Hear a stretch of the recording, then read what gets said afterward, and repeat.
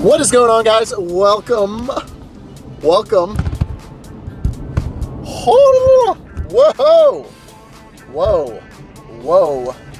Jeez.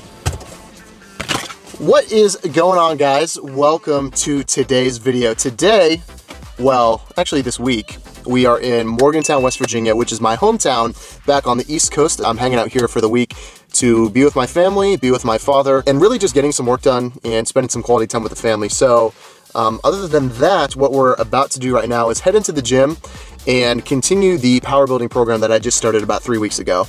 And this workout is going to be a pull workout. What I want to do in this video, at least for a part of it, is just talk through the deadlift, and specifically the conventional deadlift. There's two main stances when you're doing a deadlift. There's sumo deadlift, where your toes are pointed out, your legs are more spread. There's less range of motion, as in you can potentially lift more weight using a sumo stance because the bar doesn't have to travel as far. And then there's conventional stance, which is more common, is what I use, and it's what I'm more comfortable with pulling. What I'm gonna do is go over the conventional deadlift today, and just some cues that I pay attention to, the proper way to do the deadlift. And just so you guys know, the deadlift is such an important movement because it works the whole posterior chain of your body. The posterior chain is the back of your body, so your back all the way up to your traps, your neck, and all the way down to your calves. It's a very good exercise and gives you the most bang for your buck between that and squats in terms of potential for muscle gain. So we'll talk through that. We'll go through the rest of this workout, and I hope you guys enjoy this workout. And honestly, the deadlift is what I credit with a lot of my progress in the last year and a half. I started seriously deadlifting last year, towards the middle of last year, and I couldn't even get 445 pounds. And you know, obviously that is a lot of weight, but I had been in the gym for years and years at that point, but wasn't really very serious about my compound lifts. And I was able to go from 445 pounds all the way up until 575 pound PR, which I hit in the spring of this past year. And that's the number that we're looking to break. I'm super jacked about it. I need to get 6 plates on each side. So let's go hit this workout. I've got an AMRAP set at the end. We'll talk through the AMRAP set here in a second though. Welcome to the video, guys.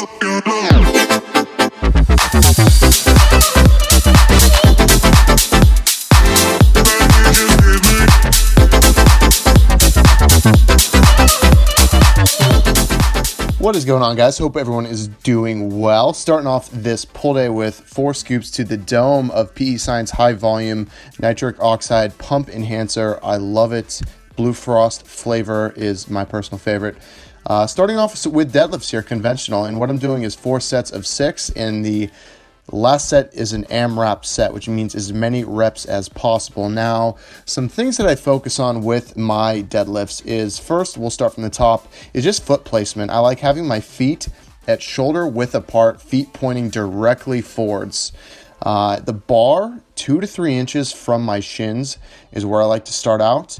And in terms of grip, I like using a switch grip as opposed to a double overhand grip or a double underhand grip. I hear a lot of people say they're strongest with a double overhand. However, personally, I've found that I like the switch grip the best.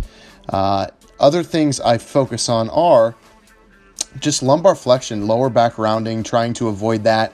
And how I do that is by bracing my core before I perform the lift, hinging at the hip, and almost thinking of like sitting back in a chair. You can see right here, it's like I'm sitting back in a chair. I do that not because I'm gonna pull that way, but it just helps me engage my glutes, engage my hamstrings, and avoid rounding in the back.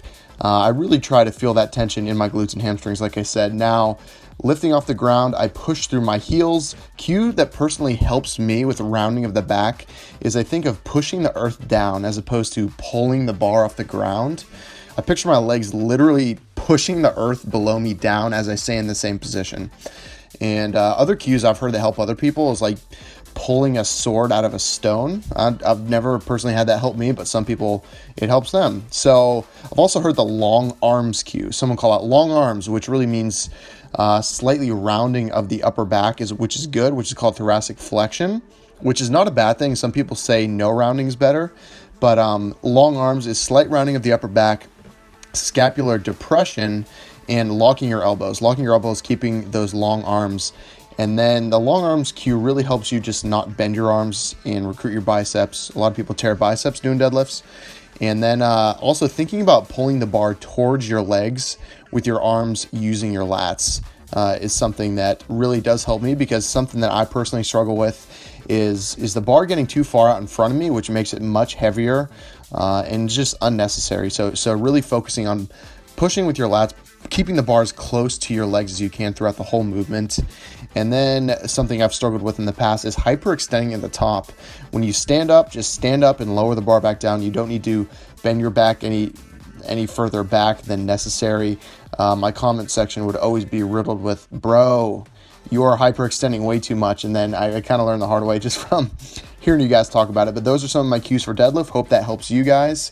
And now we'll kind of just get into the rest of the workout. Now, these accessory movements, I'm not going to talk through all of them, but I'll briefly say that these are just going to support my deadlift progression.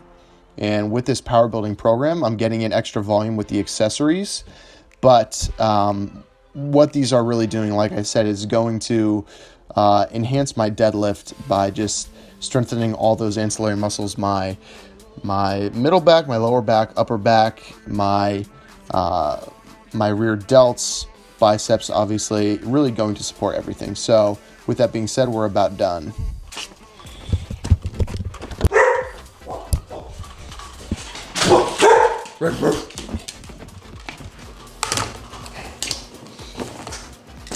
Anyone home? Hello. How was your workout? It was good. It was really good. Got to clean the lens. One of the many benefits of being home is my mother's cooking. Have you already eaten, Mom? Oh, yes. Yeah. Baked chicken for the win. When was the last time you had spaghetti and allige? What is it called? Spaghetti and allige. Spaghetti and allige. Chicken, spaghetti and allige, which is a little bit of oil, a little bit of anchovies, and pasta. It's so freaking good. Garlic. And garlic. Thank you, Mom. And a bunch of veggies, a bunch of fiber, broccoli, asparagus, and carrots, and tomatoes, and celery. So this is probably, if I had to guess, is about 40 grams or so, 40, 50 grams of carbs. This is breaded chicken, so I would imagine there's probably about 10 grams of fat or so here, and then about 40 grams of protein. So going to crush this. I'm going to talk to you guys in a bit.